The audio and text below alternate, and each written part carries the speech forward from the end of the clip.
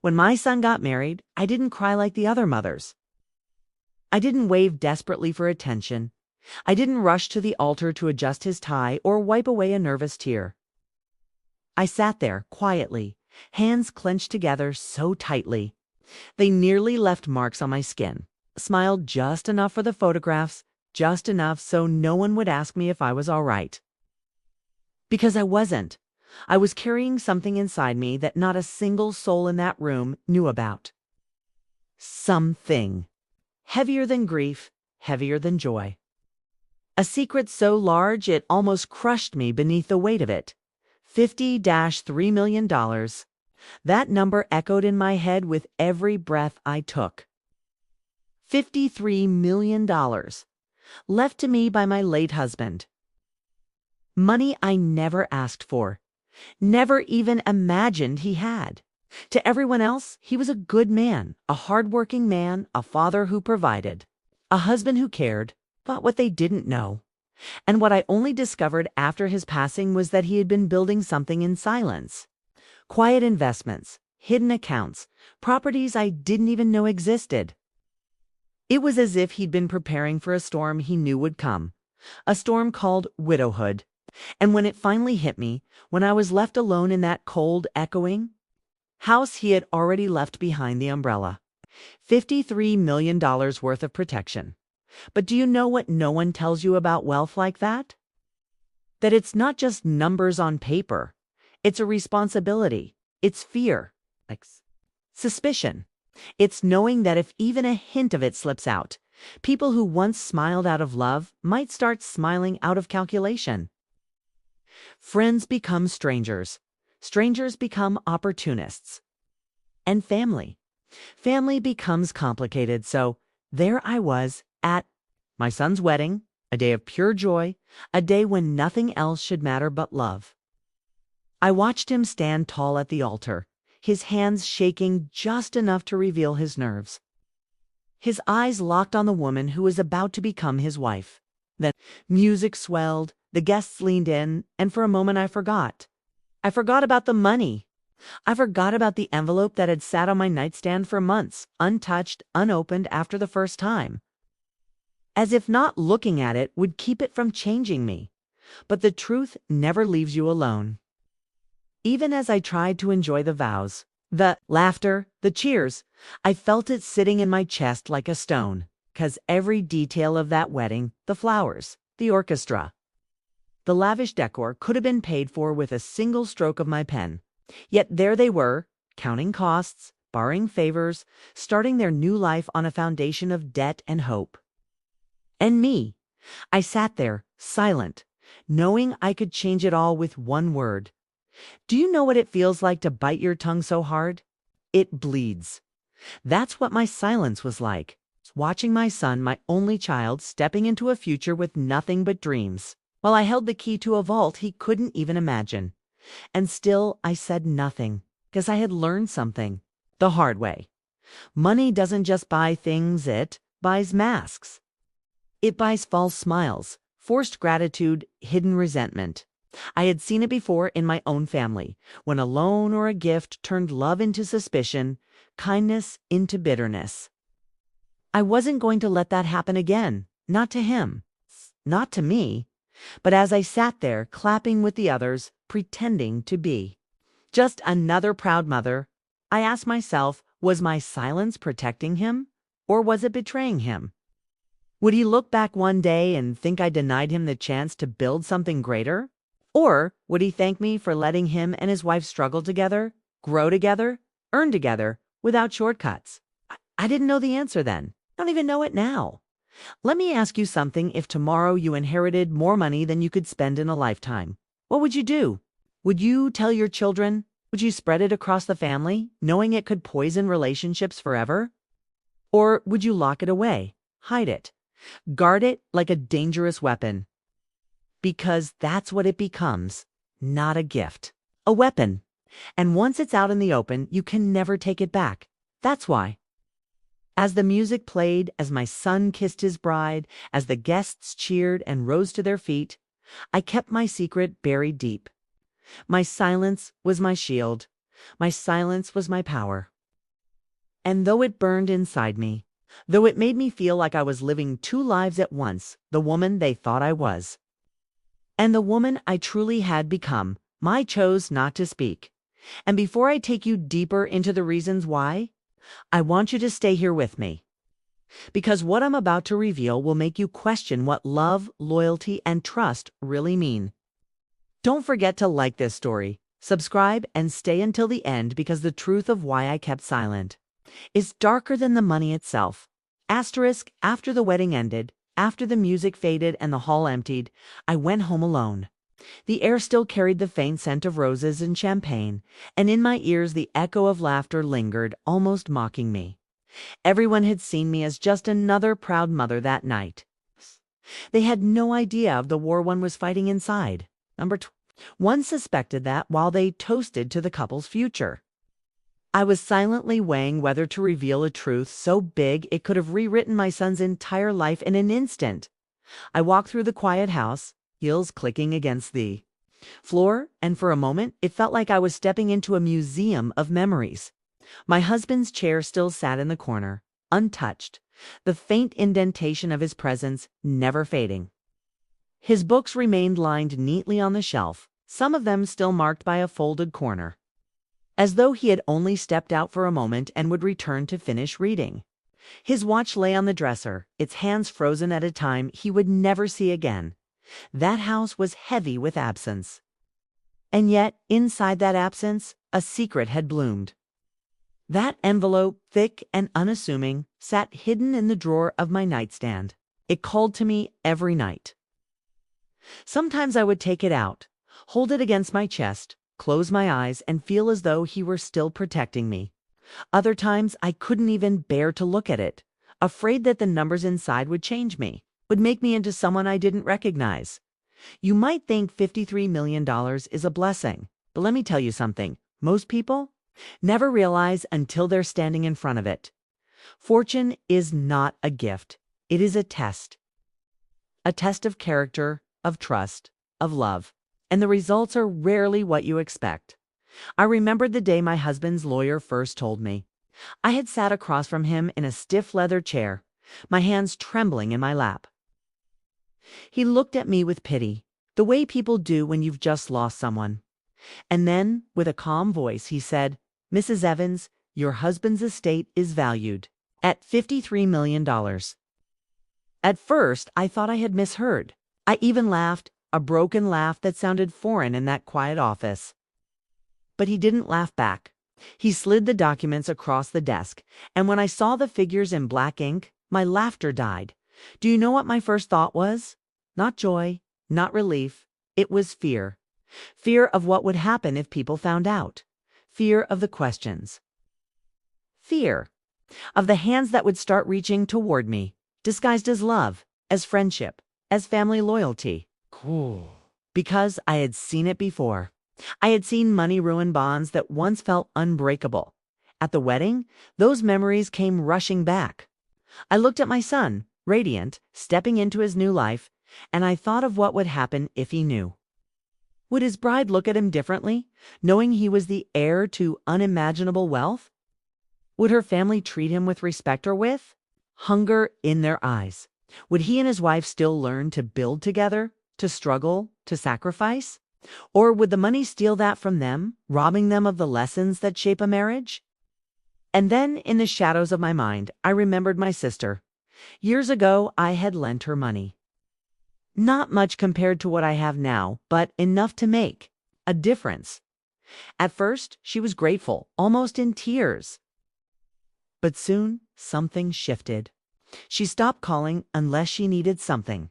Oh, she stopped visiting unless there was a reason. And when she did visit, her eyes always wandered at my furniture, my jewelry, my clothes, as if calculating their worth. That loan didn't save our bond. It broke it. That's what haunted me at the wedding. It's what kept me silent. So I didn't want to look at my son one day and wonder if his smile was genuine or bought. I didn't want him to look at me and wonder if every decision I made was tied to a dollar sign. So I sat there, swallowed my secret, and let the night pass as though nothing extraordinary lay waiting in my heart. But here's the question that still haunts me in the quiet hours of the night. Was I right? Was I protecting him by keeping silent? Or was I robbing him of opportunities he might never have again? Maybe with that money, his life could have been easier. Maybe his future could have been brighter. Or maybe, just maybe, by staying silent, I gave him the greatest gift of all, the chance to live free of the weight of fortune's shadow. What do you think? Would silence be your choice too? Or would you have spoken up no matter the cost? Stay with me, because the deeper I go into this story, the more you'll understand why silence was both my prison and my salvation. And if you're here with me now, don't forget to like and subscribe so you don't miss what comes next. Because this story is only just beginning. The morning after the wedding, I woke up with the sun cutting through the curtains. My body was tired, but it wasn't from dancing or celebrating neat, was from carrying the weight of silence. My son and his new wife were probably still asleep, their lives just beginning, while I lay there staring at the ceiling, wondering if I had done the right thing. Because here's the truth about secrets. They don't stay quiet just because you do. They grow, they whisper, they haunt. They make every moment heavier than it should be. And mine was no ordinary secret. It was a secret with 7 zeros, sitting in bank accounts, tied up in properties, sealed in documents that only I had access to. That morning, made myself coffee and sat at the kitchen table. I tried to enjoy the warmth of the cup in my hands, the faint chirping of birds outside the window. But my mind was far from peace. I replayed the wedding in my head, his smile, her vows, the way the guests clapped, the way everyone looked at me with that subtle pity reserved for widows. To them, I was the woman left behind, surviving one day at a time, if only they knew the truth. And then, as the steam rose from my coffee, I remembered something my husband once said. It was years ago, before I even knew about the fortune he had been building. He looked at me one evening, after dinner, when the house was quiet, and said, "Money can buy comfort, but it can also buy walls. Be careful what you let it build around you." At the time, I didn't fully understand. But now, every word of his warning rang louder than ever. I thought about telling my son. There were so many moments when the words almost slipped from my lips, especially when I saw him struggle in his younger years, working long hours, coming home exhausted, trying to make something of himself. I wanted to say, "Don't worry, I have something that can change everything for you." But each time, I stopped myself, because I knew that once the words left my mouth, nothing would ever be the same. And I'll tell you why. I've seen what money does. I've seen families torn apart because of it. I've seen siblings who once shared everything stop speaking over a will. I've seen cousins drag each other into court over a few acres of land. I've seen greed slip into hearts so quietly, so invisibly, that they didn't even realize they had changed until it was too late. Do you know what fear really is? It's not being alone in the dark. It's not losing everything you own. Real fear. It's looking at someone you love and wondering if their love for you is real lore, if it's a mask hiding hunger. That's the fear that kept me silent. But silence, too, comes at a price. Because even without telling anyone, I started noticing things. My sister, who had once grown distant after the money I lent her, suddenly began calling more often again. My son's new in-laws, polite as they were, seemed to watch me a little too closely, as though they were calculating what role I might play in their daughter's future. Or maybe it was just in my head. That's the curse of secrets. You start questioning everything, even kindness, at the reception. My son's wife had leaned toward me at one point, her voice soft, almost testing. "You must be so proud," she said. "It must be hard, though, being alone now. Do you ever worry about the future?" It was an innocent question on the surface, but in my heart, it set alarms ringing. Did she suspect? Did she know? Or was I just projecting my own guilt onto her words? I smiled, the kind of smile widows are expected to give, and said, "I'll be fine. I always find a way." She squeezed my hand, her eyes warm, but in that warmth I saw something else, or thought I did. Ah! And that thought kept me awake for nights after. $53 million. Imagine carrying that inside you, unable to tell a soul. Imagine watching your only child start a new life, scraping by, while you could erase every struggle with a single sentence. And yet, you don't, because you're terrified that in giving, you might lose something greater: love, trust, purity. So I stayed silent. But silence doesn't just protect, it isolates. It builds walls. And soon I began to realize I wasn't just protecting my son from the truth, I was trapping myself in it. And here's the question I'll leave you with tonight. Is silence an act of love or an act of cowardice? Did I stay quiet to give my son the freedom to live his life untainted? Or did I stay quiet because I was too afraid to face what money might do to us both? Stay with me, because as this story unfolds, you'll see how silence can be both a shield and a blade. And don't forget, like this story, subscribe, and walk this path with me. Because some truths aren't just told. They're lived. The days after the wedding were supposed to be filled with joy. Honeymoons, family dinners, long conversations about the future. But instead, for me, they were filled with silence that grew heavier by the hour. My son called me the morning after they returned from their short honeymoon. His voice was cheerful, but tired. "Mom," he said, "we're already looking at apartments. The rent is insane, but we'll manage." He laughed. "We'll manage." That phrase pierced my chest like a blade, 'cause I knew they didn't have to manage. I knew I could erase that struggle with one word, one signature, one transfer. But my lips refused to move. That night I sat alone in the living room, the lights dim, his voice replaying in my head. "We'll manage." It should have made me proud. He was determined, independent, ready to build his life without leaning on me. But instead, it tore me apart. Because silence had become a prison I couldn't escape. And then the comments began. Subtle at first. My sister called me 2 days later, her tone sugar-sweet, more careful than usual. "How was the wedding?" she asked, though I knew she had already seen the photos plastered all over social media. I told her it was beautiful. She hesitated, then added, "I suppose it must have been expensive." "Did you help pay for it?" The way she said help pay wasn't casual. It was probing, fishing. My heart raced. Did she know? Was it just suspicion born out of her own struggles? Laughed it off. Told her the young couple managed most of it themselves. She was quiet for a moment before she muttered, "Well, you've always been lucky." Lucky. That word clung to me long after the call ended. At dinner the following weekend, my son's new in-laws invited me over. They were kind, welcoming, pouring me a glass of wine as if I were already part of their inner circle. But kindness has layers. I could feel their eyes on me during the meal. The bride's mother leaned toward me with a smile. "You must be relieved," she said. "Raising a son alone can't have been easy after your husband passed. But now, with the children married, you won't have to worry so much. Right?"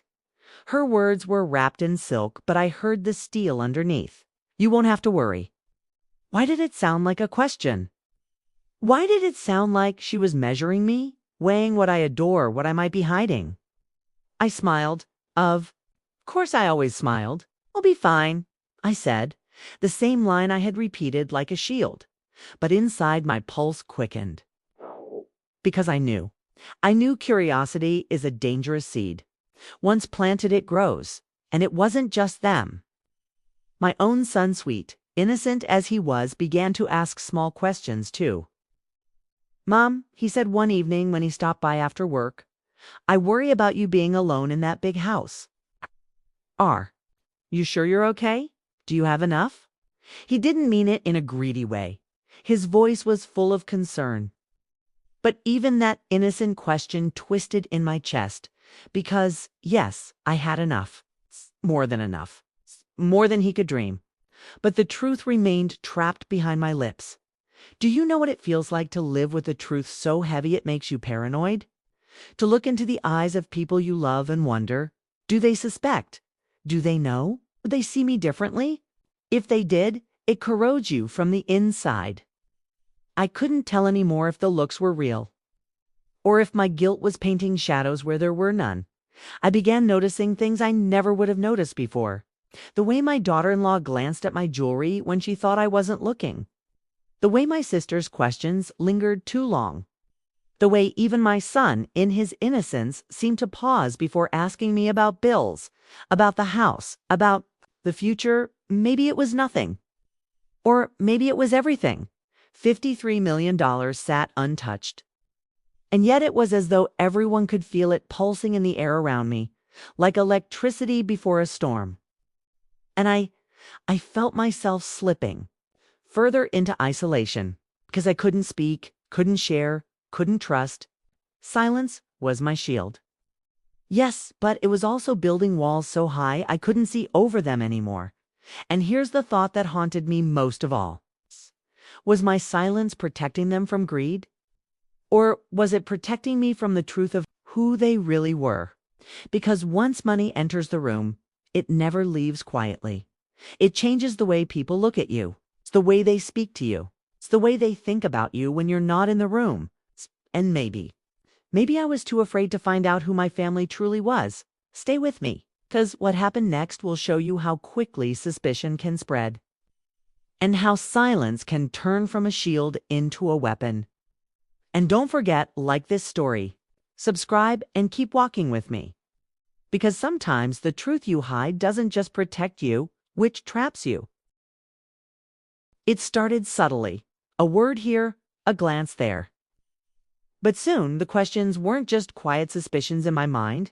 They were spilling into conversations, wrapped in politeness, but sharp as blades. One evening, I was invited over to my son's apartment for dinner. They had just moved in, a small 2-bedroom place with furniture that didn't match and walls still bare, but filled with the laughter of 2 people beginning their lives together. I brought a bottle of wine and flowers, the way any mother would. We sat at the little table, knees bumping under the cramped space, eating pasta that was slightly overcooked but served with pride. And then conversation shifted. My daughter-in-law set her fork down, looked at me with a smile that didn't quite reach her eyes, and said, "You must have gone through something similar when you and your husband first started out, struggling, saving every penny. But at least back then, prices weren't like this. Sometimes I wonder how people our age are even supposed to survive, unless they have help." The word hung in the air. Help. My son glanced at her, then at me, his expression neutral, almost nervous. I forced a laugh. "Yes," I said softly. "We all struggled at the beginning. That's how you learn." She nodded, but her eyes lingered on me a second too long, as if searching for something beneath my calm surface. Later that night, as I washed the dishes with her in the tiny kitchen, she spoke again, her voice low, almost conspiratorial. "Your house. It must be hard to maintain all alone. Have you ever thought about downsizing? Making sure your money is safe." She looked at me, her hands still in the soapy water, and for the first time I wondered, was this concern? Or was it something else? I went home unsettled. Her words played over in my mind like an echo chamber. Making sure your money is safe. How could she have said that so casually? Did she know? Did she suspect? Or was it simply a guess, a careless remark about the life of a widow? But it didn't end there. A few days later, my sister stopped by. She hadn't visited in months, and now she arrived with cookies and a smile that felt painted on. We sat in the living room, sipping tea, and she said, "When your husband died, I wondered how you'd cope. But you've managed so well, almost too well." She let out a laugh, but her eyes didn't laugh with her. They probed. They searched. Almost too well. That phrase crawled under my skin and stayed there. Even my son, sweet, innocent, untainted, by suspicion began to show cracks. One night he called, his voice unusually serious. "Mom, I don't mean to pry, but are you really okay financially? I know you don't like to talk about it, but if something ever happened, I'd want to know. I'd want to help. Help, always that word, over and over again. It stopped sounding like love, started sounding like hunger. Do you know what it feels like when silence becomes a mirror? When every word people say seems to reflect the secret you're hiding. That's what my life had become. Every conversation, every glance, every casual remark, I heard greed where maybe there was none. I saw suspicion where maybe there was only care. But how could I know for sure? That's the poison of secrets. They make you doubt everyone, even yourself. One evening at a family dinner, the tension finally broke through the surface. We were sitting around the table, plates half full, laughter forced. When my daughter-in-law leaned back in her chair and said, "It's just, sometimes I wish we had someone in the family who could give us a head start. You know? Someone who could make things easier. Not forever, just enough to breathe." The table went silent. My son shifted uncomfortably. My sister smirked into her glass. And me. My heart pounded so loud I was sure they could all hear it. I forced another smile, another meaningless laugh, and said, "Struggles make you stronger. You'll see." But deep down, I knew. The silence that once protected me was now turning into a crack in the wall. They were pushing, testing, waiting for me to slip $50-3 million. A fortune I never asked for, never wanted, but could no longer ignore. It sat between us at every meal, every conversation. Invisible yet undeniable. And here's the cruelest part. Maybe they didn't even know. Maybe it was all in my mind. But once suspicion takes root, it grows like ivy, wrapping around everything, until even love feels like a trap. Stay with me. Because what happened next pushed me to the very edge and forced me to confront the question I had been running from all along. How long can silence last before it explodes? Asterisk, it happened on a quiet Sunday afternoon. My son and his wife had invited me over again, this time to show me the little improvements they had made in their apartment. A new rug, a bookshelf, a second-hand couch they had picked up from a neighbor. They were proud of the small steps, the effort, the way they were building something from nothing. We ate together, laughter filling the room at first. But then the conversation shifted. It always did. My daughter-in-law placed her fork down and looked at me, her tone casual, but her eyes sharp. "You know, sometimes I wonder how you managed so well on your own. After your husband passed, I mean, most people would struggle. But you never seemed to." The room went quiet. My son's hand tightened around his glass. He didn't say anything. He didn't defend me. He just waited. As if he, too, wanted to hear my answer. My heart hammered against my ribs. I forced a smile, the kind that had become my armor, and said softly, "I've learned to live within my means. That's all." But she didn't let it go. Still, she said, tilting her head, her voice sweet as honey but sharp as glass, "I imagine you must have something set aside. I mean, how else would you be so calm?" The silence that followed was suffocating. My son finally cleared his throat, his eyes flickering between us. "She doesn't need to answer that," he said firmly. But the damage was done. The question had been asked. The doubt had been spoken aloud. And in that moment, I realized something I had been avoiding for months. My silence had not erased the truth. It had only fueled suspicion. By protecting my secret, I had created the very tension I feared most. I excused myself early that night. I walked home alone, the cool air biting against my skin, my mind swirling. And when I stepped into my quiet house, I went straight to the drawer where the envelope lay hidden. I pulled it out, stared at the figures written inside, and whispered, to the empty room, "What are you doing to me?" $53 million. It wasn't just money anymore. It was a shadow that followed me everywhere, a weight that shaped every glance, every question. Every silence. And here's what I understood at last. No amount of wealth can buy you peace. No inheritance can shield you from doubt.